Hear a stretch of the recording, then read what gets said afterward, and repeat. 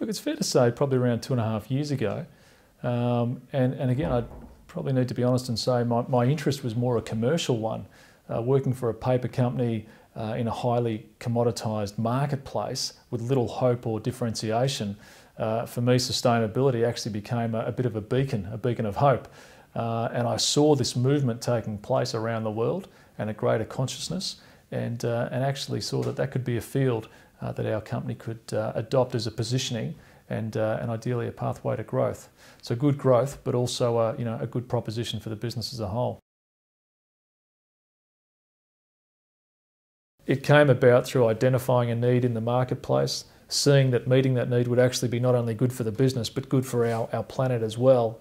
And from there, a whole bunch of people at our paper mill in Tasmania, people who've worked in the paper industry for many years, a core team got together and said, we're going to do something good about paper and about our reputation. Because let's face it, paper is often maligned as being a sector that damages trees and harms the environment. It's actually the opposite. Forests and wood production actually contributes to even more sequestering of carbon, but that's another story, I'm sure. But net, people got together and said, we can make a difference here. The paper was developed over 18 months. It's an extensive process to truly be carbon neutral. You have to follow ISO standards, you have to follow government standards, you have to report every single emission of your good or service from the time you start, in our case from the time a chainsaw goes on in a forest to the time a piece of paper may be thrown out into recycling. You capture all these emissions, you understand them, you reduce them, and then you offset what you can't reduce. Corporates, people that are in the spotlight, companies that actually have to report on the triple bottom line, the economic, social and environmental impact their business has on the planet, are people hungry for solutions in this space.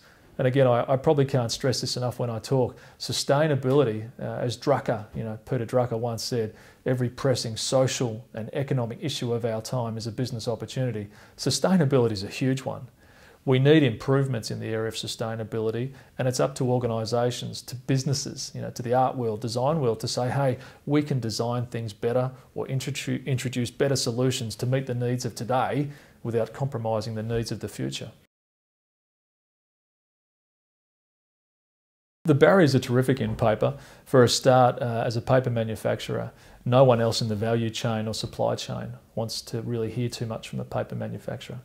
The big one for us was actually getting to the end customer, the person that ultimately commissions a printed article, be it the author of a book that may be on a certain topic or a company producing an annual report. We had to get to those people and see if we could build a proposition for our good or service, in this case paper, that would actually allow them to say, I actually want that paper. I want to specify a paper. This is largely unheard of, but that would be success. And we did that through a lot of research, drinking a lot of coffee, having a lot of breakfast, actually meeting people and finding out what makes them tick and really what keeps them awake at night. Having done that, it was then about actually functionally building the paper and getting the right proposition. But the real driver here was actually understanding the end customer and what their needs were. I think the wonderful thing about sustainability and getting people to think about it is that it's not something we've really had to do. In the Financial Review every Friday, chances are you'll see 1 or 2 ads looking for sustainability managers.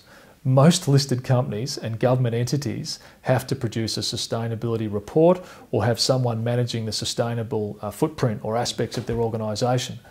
Every Victorian government department has to report on their sustainability improvements on an annual basis. So it's kind of this, there is this wave that's happening automatically, and that's created demand. It's created an enormous hunger across business to find out quickly about sustainability. How can I do it? How do I verify it? How do I make improvements? Because the thing about corporate adoption or government adoption, and again, I'm sorry to be technical, but in these environments, you need metrics. You need hard and fast numbers to demonstrate improvements or reductions. And the people that can provide a quantifiable benefit are those that are going to be, I guess, absorbed and used by the ultimate customer. It's a really fascinating space to be in, because there's this hunger and there needs to be improvement and people need to report on what they're doing. So the opportunity is quite large.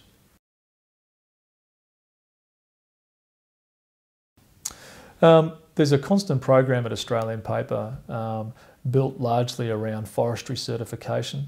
So there are terms such as PEFC that actually talk about the responsible nature of producing the pulp.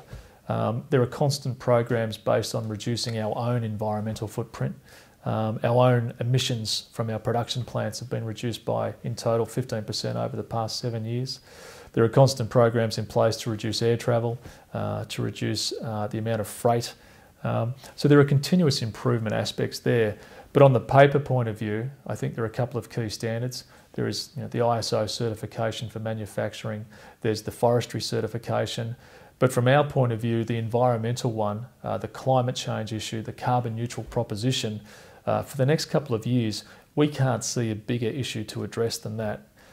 Saving whales, looking after forests, orangutans, etc. These things are all really valid as causes around the world. But the biggest one, the single biggest issue, is catastrophic climate change. And if businesses don't address the carbon issue, then there aren't going to be too many other issues to worry about. So that's very much where our focus is. For us, in my experience over the past couple of years with Envy, it's been about, and I say this with respect, avoiding procurement people. In organisations, you'll have a procurement team. They are hard, nasty, mean, aggressive people, and they just want to talk about price.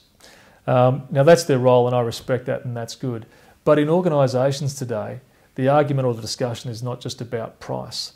The successful techniques we've seen and employed and used is actually somehow getting around procurement and speaking to the heads of marketing or the heads of sustainability or the CEOs that truly are concerned about the reputation of the company. And once you get to people like that, people that have a more holistic view of the total company performance, and reputation is such a big driver for listed entities and government, once you're speaking to those people and you identify that they have a concern or a need or a desire to improve the reputation of their business, then suddenly price is relevant, yes, but there are other factors to consider. Can your good or service that you're going to supply me help me improve the reputation, help my employees feel better about the way we operate? So reaching beyond, I guess, the traditional supply chain is vital in this space because different people have different needs, and it's not just a price discussion. The designer who embraces sustainability is not suddenly going to win every pitch they actually put forward. But what it gives a designer, or it gives design, is hope. It gives them a point of difference, and it gives them an opportunity to connect with a potential client who is thinking beyond the economic crisis, who is thinking more holistically about the future and about how they want their business to be represented.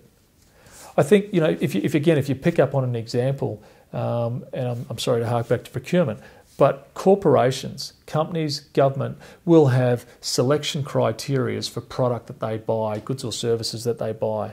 And more we're seeing sustainability and the environment come into that criteria. It may only be to 20 or 30% of the specification of what's going to be ordered, but it's there. And so that's where the hope comes into it for design. The fact that we're seeing organisations ask for these credentials, these solutions, means you must think about those things. You must consider what role sustainability can play in the design of your design or good or service. So it's almost like design is potentially going to be pulled into this space because the end customer is wanting this type of end benefit in what they purchase. From a creative consideration point of view, if you've got a brief in front of you and you're considering a design solution, I would say ignore the topic of sustainability at your peril. I would say before you commence your design solution, get hold of the client's, if they have one, sustainability report or annual report and read it and know it, because in there you will find the pearls of wisdom, the pearls of concern that the senior management of clients have, the things that keep them awake at night. And if you can do more than just design a solution but somehow pick up on those concerns, I think you'll experience a fairly rapid period of adoption and growth.